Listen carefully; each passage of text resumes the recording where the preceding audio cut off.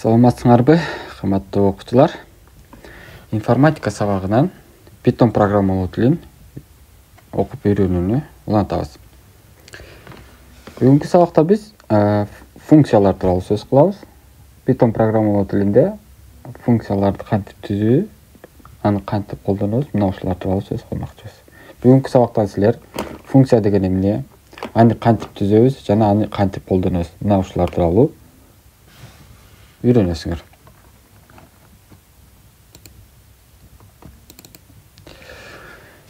Функция түшүнүгү математикадан келип чыгат.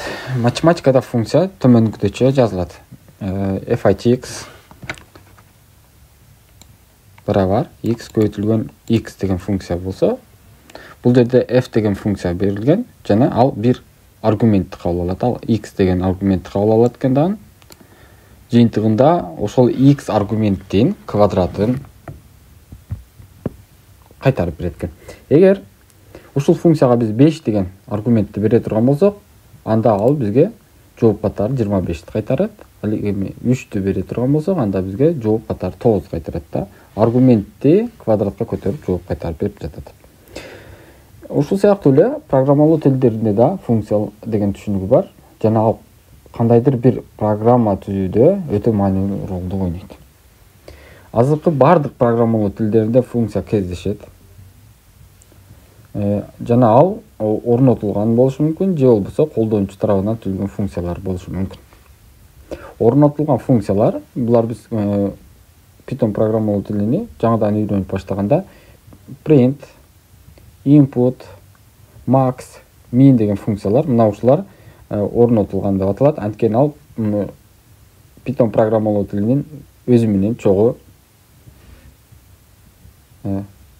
иштелип чыккан. Эми функция деген эмне? Функция бул бир канча жолу колдонуучу программанын же болбосо коддун бөлүгү. Биз программабызда кайталануучу коддорду жаза турган болсок, аны топтоп туруп бир функция кылып, аны керектүү жерде бир канча жол болсо, анда бир канча жолу кайталап чакырып алып иштетсек болот. Мына ушундай учурларда биз функцияны колдонсок болот экен да. Функцияны түзүү үчүн Python программалоо тилинде алгач аны аныкташ керек. Аныктоо үчүн def деген ачкыч сөзү колдонулат. Def деген жана ал төмөнкүчө жазылат. Def сөзү жазылып, андан соң функциянын аты жазылат. Андан кийин каша ачылат дагы, аргумент коюлуп, андан кийин кош чекит сөзсүз түрдө жазылыш керек. Андан кийин анан функциянын коду, функциянын эмне иш аткарат, мына ошолору жазылат. Python программалоо тилинде функцияны түзүү үчүн төмөнкүдөй эрежелерге көңүл бурушубуз керек. Функция түзүү үчүн дайыма def сөзү менен башталат экен. Мына ушул нерсени унутпашыбыз керек. Биринчиден, кандай гана функция түзбөйлү, аны def сөзү менен баштайбыз. Def сөзүн жазгандан кийин анын функциянын аталышы жазылат. Ал силер өзүңөр каалагандай жазсаңар болот да. Ал мисалы үчүн print деген функциянын аты болсо, ошол сыяктуу силер да өзүңөр каалаган атыңарды жазып койсоңор болот. Жана ошол эле учурда функциянын аталышы уникалдуу болушу керек. Башка функциялардын аталышына окшобош керек. Башка функция түзгөн болсоңор, буга чейин аларга да окшошпош керек да. Ар бир функция уникалдуу аталышка ээ болушу керек. Андан кийинки үчүнчү эреже бул функциянын аты жазылгандан кийин сөзсүз түрдө каша ачылып, ал жерге функциянын аргументтери жазылат. Аргументтер көп болушу мүмкүн, бирөө болушу мүмкүн, же болбосо таптакыр жок да болушу мүмкүн экен. Каша жабылгандан кийин сөзсүз түрдө кош чекит коюуну унутпашыбыз керек. Андан кийин кош чекиттен кийин кийинки сапка түшөбүз дагы. Функциянын логикасын, же болбосо эмне иш аткарат, мына ушуну код түрүндө жазабыз. Мисалы, say hello функциясын түзүп көрөлү. Say hello функциясын түзүш үчүн def сөзүн жазып, андан кийин say hello деп аталышын жазып атабыз. Дагы андан кийин каша ачып, кашадан кийин аргумент жазган жокпуз, анан кош чекит жаздык. def сөзүн жазып, андан кийин функциянын аталышын жазабыз. Say hello деп аталат экен. Андан кийин каша ачылды. Кашанын ичине эч кандай аргумент жазган жокпуз. Кайра кашаны жаптыктан андан кийин кош чекитти койдук. Кош чекитти койгондон кийин кийинки сапка түшүп, ал жерде print функциясын чакырдык дагы, ага аргумент катары hello бердик. Андан кийин кийинки printке world сөзүн бердик да. Эми бул учурда биздин функция say hello деп аталып, ал эч кандай аргумент кабыл албайт жана эки сөздү экранга чыгарып берет. Hello жана world деген сөздү экранга чыгарып берет. Эми ушуну практика жүзүндө Python программалоо тилинде жазып көрөлү. Биздин функция say hello деп аталат.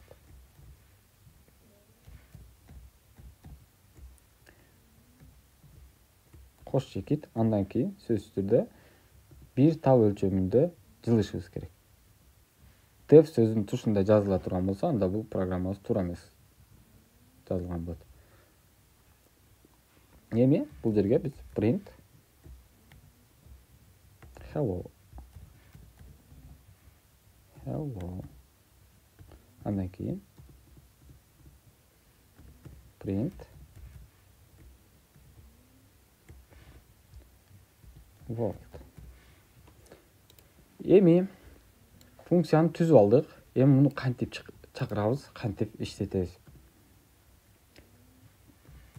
Print.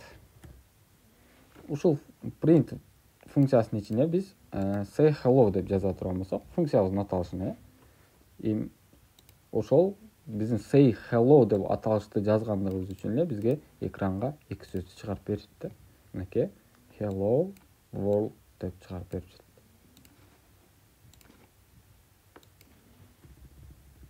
Функциянын өзүнүн аталышы менен дагы чакырып алсак болот. Эми каалашынча канча жолу болбосун кайталап ошол эле аталыштагы программа функцияны чакырып алсак болот да.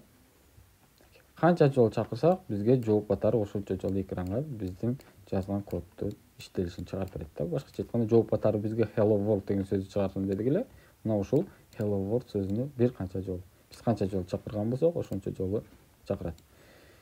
Print функциясыны программа жазып жаткан учурда канча жолу колдоно алсак, эми бул say hello функциясында каалаган жерибизде каалаганча колдонсок боло берет. Бул жөнөкөй функция үчүн мисал. Кандай гана функция түзбөйлү, сөзсүз түрдө def сөзү менен баштайбыз, андан кийин функциянын аталышы, андан кийин каша ачылып, кашанын ичине эгерде аргумент кабыл ала турган болсо, аргумент жазабыз, болбосо кашаны жаап, кош чекитти коюп, андан кийин кийинки сапка түшөбүз да, ал жерге функциянын логикасын эмне иш аткарат, ошонусун жазып кете беребиз. Эми кандайдыр бир аргумент кабыл ала турган функция түзө турган болсок, мисал үчүн max num деп атайлыдан бул a жана b деген аргументти кабыл алсындан, ушул эки аргументтин кимиси чоң болсо, ошону экранга чыгарып бере турган жаза. Анда шарт коюшубуз туура келет. Эгерде a b'дан чоң болсо, анда экранга аны чыгарсын. Андай болбосо, анда b'ны чыгарсын. Эми биздин max num деп аталган функциябыз сөзсүз түрдө эки аргументти кабыл алыш керек. Мисал үчүн 3 жана 6 дей турган болсо, иштетип көрөлү.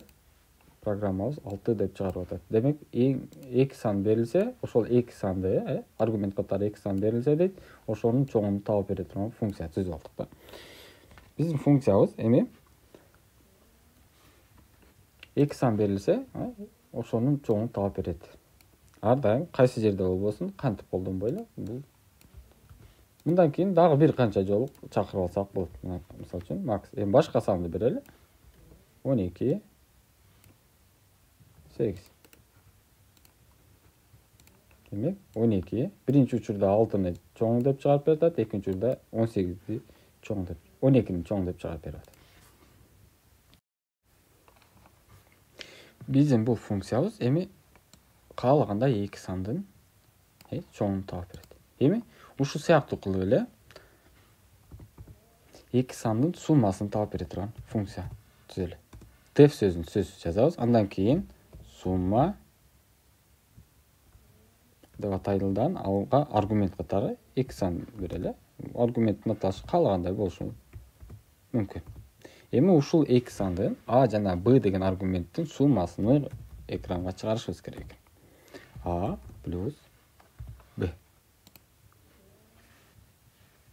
Эми биздин сум деген сумма деп аталган функциябыз бизге ар кандай эки сандын суммасын экранга чыгарып берет.